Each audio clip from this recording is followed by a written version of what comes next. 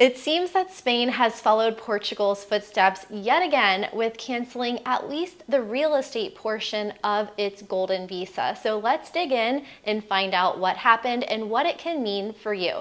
So what is a golden visa exactly? Well, golden visas have been quite controversial in recent years because they're essentially a way for wealthy people to be able to buy residency or even citizenship in foreign countries, and oftentimes without even living there. Now, Spain's golden visa is no different. There are a few different categories that you can qualify under, with the most popular one being through real estate. So to be able to get the golden visa there, you need anywhere from 500,000 euro up to 1 or 2 million euro to be able to qualify. Now, as you might imagine, these types of programs are not very popular with local populations, especially when they have an impact on housing prices. And it seems like that's exactly what happened with Spain's visa, because upwards of 94% of Spain's golden visa applications were in the housing category. So there's been about 15,000 golden visa applications that have gone through there since 2013, when Spain launched this program after Portugal and in the wake of that 2008 financial crisis. So 10 years later, a lot has changed, and there's been an especially detrimental effect in the large urban areas like Madrid, Barcelona, and also in the Balearic Islands, very popular for tourism, where housing prices have skyrocketed. There's also been a lot of finger pointing since then, with American tourists especially getting a lot of the blame for the increased prices in countries like Spain and Portugal. But according to reports that I read, a large percentage of these golden visa applications were coming from citizens in Russia, China, and also Iran. So it seems like there's a mix of nationalities that are attracted to these types of programs. So back in April, Spain's prime minister announced that his government wanted to cancel at least the real estate portion of this program. They wanted to be able to stabilize housing markets and take away a lot of the speculation that's been encouraged by this golden visa. But in the months that have passed, it seems that they might cancel the entire program entirely. So not just for real estate, but also for other types of investment. And this might have come from an announcement back in 2022, when the European Commission publicly asked European countries to stop allowing golden visas and to stop pushing these programs. So a lot of countries responded to that.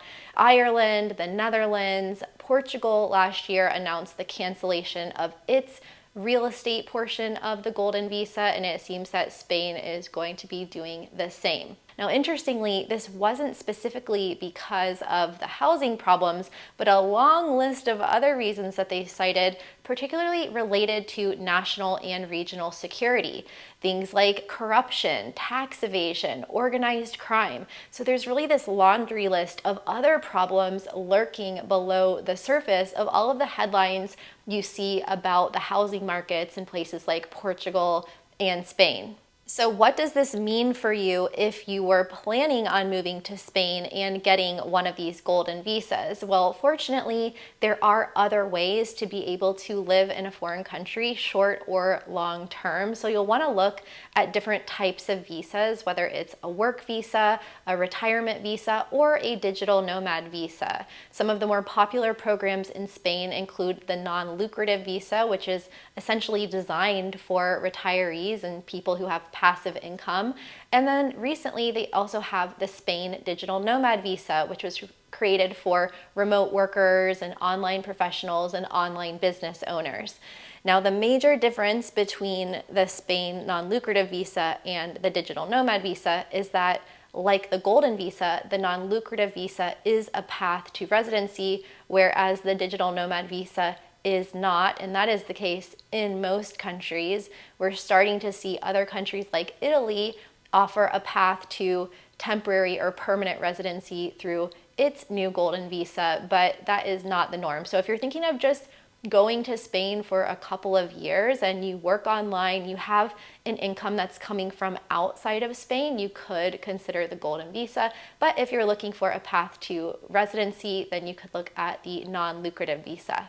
Now, my big takeaway here is that other countries that have golden visa programs or they've been considering them should pay really close attention to what has happened in places like Spain and Portugal, because if we look back to 2013 and the reasons why these programs were put in place to try to help stabilize the economy and inject some much needed investment into the housing market after that '08 financial crash, then you can see why in the short term these countries thought that was a good idea. But in the long term, 10 plus years later, it's created a lot of other problems, especially for locals and just the general stability and affordability of the housing there. Now, it's really important to note that these golden visa programs happened to be put in place around the same time that Airbnb and vacation rental websites started to gain a lot of steam. So Airbnb was founded back in 2007, but it didn't really become popular until around 2012, 2013. You've got Vrbo and all of the other holiday rental sites. And so we had golden visas starting to become more popular, especially in Europe, along with short-term housing and the ability for everyday people to be able to rent their houses and apartments out, just like hotels. So countries like Greece have now come in and increased the price of their golden visas from 250,000 euro to 400,000 or even 800, 900,000 euro in certain popular markets like Santorini and Mykonos. And they've also added restrictions on renting those properties as short-term rentals. So if you want to invest in a property to get a golden visa in Greece, well, you can't go and put that property on Airbnb. So I think if countries are considering these types of visas, they also have to look at the tourism sector and also demand for short-term housing and really create some policies there so that they don't end up in the same situation as Spain and Portugal. Now, we should get some more information in the next month about Spain's golden visa, so make sure to subscribe for updates. But let me know what you think about these programs in the comments below. Should we keep them or should we cancel them? And if you're still thinking of moving to places like Spain or Portugal, I'll link to 2 more videos here that break down their exact cost of living so you know what to expect.